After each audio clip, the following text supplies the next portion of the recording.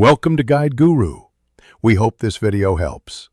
You start by importing your audio and video directly into the project panel. Drag files in or use file import.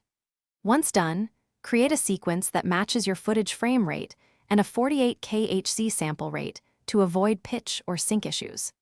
Make sure audio tracks are set to stereo or mono as needed and switch the timeline to waveform view so you can see where dialogue and peaks sit. This preps you to edit precisely and prevents later format mismatches. Now place the audio onto its dedicated audio track under the video and align by waveform peaks or matching timecode. If you recorded separately, use merge clips or manually sync with markers. Premiere's merge clips routine handles timecode and waveform alignment automatically, which saves time. Once synced, trim unwanted sections with the razor and trim tools and add short fades or use constant power for smooth crossfades. These steps keep audio natural and in lockstep with picture. Finish by mixing in the audio track mixer. Set peaks around -6 to -3 dB and balance music, dialogue, and SFX.